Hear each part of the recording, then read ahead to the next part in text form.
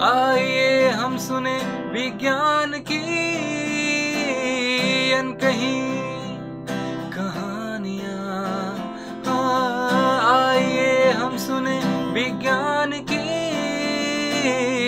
अनसुनी कहानियाँ। एक नई दुनिया की आवाज आपकी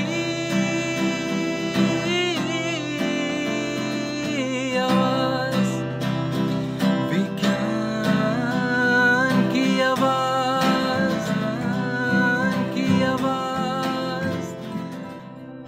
We bring you all a podcast series on STEM popularization, that is, science, technology, engineering, mathematics, and medicine, supported and catalyzed by the National Council for Science and Technology Communication, the Government of India. Program is produced by Media for Community Foundation. Creative content and technical support is given by Farzeen Sultan.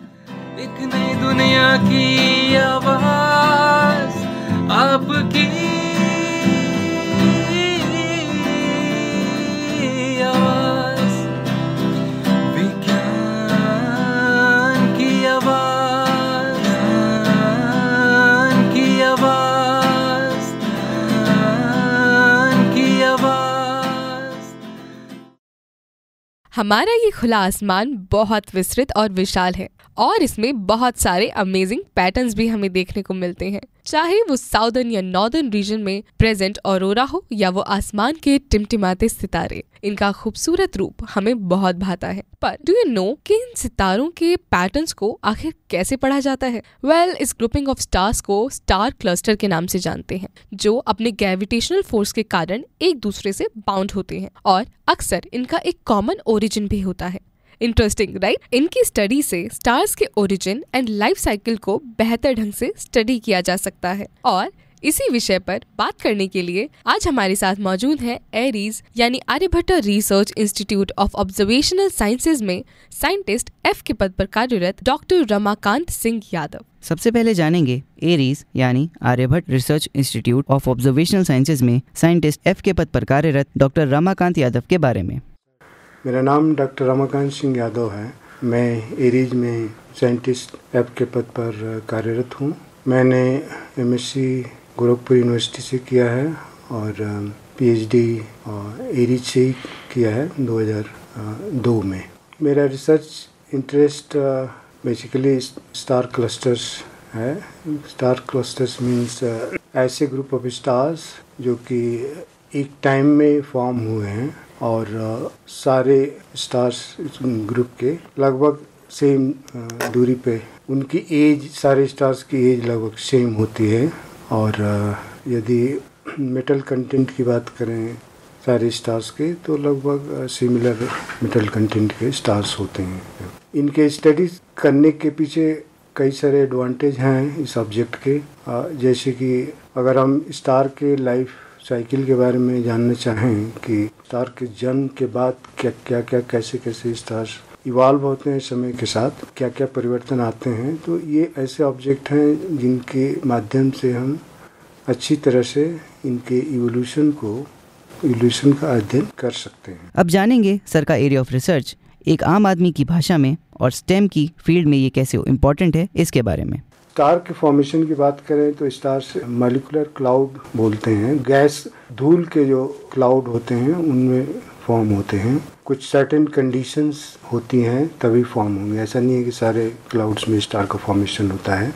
कुछ certain temperature, certain pressure, certain density अगर meet करती है उस cloud में तो star का formation होता है वहाँ पे। और स्टार्स क्या होते हैं? स्टार्स गैस के गोले हैं बेसिकली, जिसमें मोस्टली हाइड्रोजन 70% हाइड्रोजन होता है। एक नॉर्मल स्टार की अगर हम बात करें, और हीलियम होता है उसके बाद, एंड हीलियम के बाद जो हायर एलिमेंट हैं वो भी बहुत कम मात्रा में पाए जाते हैं। अभी जैसे स्टार क्लस्टर की बात करें, स्टार क्लस्टर्स में स्टार कैसे इवॉल्व होता है ये अध्ययन करते हैं। और फिर दूसरा प्रोजेक्ट है बेसिकली जो क्लस्टर्स में बहुत सारे हॉट स्टार्स भी होते हैं। हॉट स्टार मीन्स हॉट, सन से ज़्यादा हॉट, उसकी बात हम कर रहे हैं। तो इनके अध्ययन के लिए भी हम अपना इंडिया का जो एस्ट्रोसेट सैटेलाइट है उसके डेटा को हम यूज़ करके अध्ययन कर रहे हैं, उसका स्टार्स का अध्ययन कर रहे हैं। और ये वर्ल्ड में जो इस वेवलेंथ में अल्ट्रावायलेट में बेसिकली फार अल्ट्रावायलेट और इस रीजन में काम करती है एस्ट्रोसेट जो सैटेलाइट है। तो ये वर्ल्ड में सबसे बेस्ट डेटा प्रोवाइड करती है, हमारे देश की है ये। तो उस सेंस में जो है बहुत यूज़फुल डेटा है और इससे बहुत सारे फ्रंटलाइन जो वर्क हैं इस एरिया में हम लोग रिजल्ट प्रोड्यूस कर रहे हैं। सर ने पूर्व में क्या रिसर्च किया था, वर्तमान में क्या रिसर्च कर रहे हैं और भविष्य में क्या रिसर्च करेंगे, आइए अब इसके बारे में जानते हैं। पहले मैं स्टार्स के मोशन के बारे में भी अध्ययन कर चुका हूँ। जैसे स्टार्स मूव करते हैं स्काई में, ऐसे नॉर्मली आप देखेंगे तो स्टार्स आपको लगेगा नहीं कि मूव करते हैं, लेकिन वो मूव करते हैं, बहुत ही कम स्पीड से मूव करते हैं।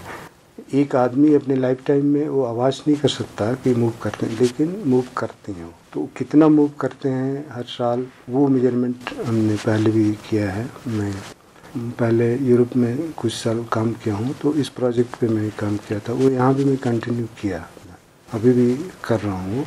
तो स्टार्स के मोशन के बारे में अध्ययन किया है और ये काफ़ी यूज़फुल है अपनी गैलेक्सी के स्ट्रक्चर के बारे में जानना कि किस तरह की हमारी गैलेक्सी है। स्टार्स जो हैं हमारे गैलेक्सी में किस डायरेक्शन में मूव कर रहे हैं, उनका पाथ मतलब रास्ता क्या है, किस रास्ते से जा रहे हैं, पास्ट में हमने स्टडी किया है। अभी भी मेरा ये प्रोजेक्ट कंटिन्यू है और अभी मैं बेसिकली एस्ट्रोसेट जो हमारा इंडियन सैटेलाइट है उसके डेटा पे मैं काम कर रहा हूँ।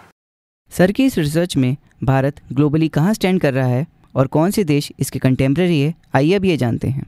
जहाँ तक एस्ट्रोसेट की बात है, ये जो हॉट स्टार्स जो स्टडी कर रहे हैं हम, तो उसमें तो हम टॉप पे हैं।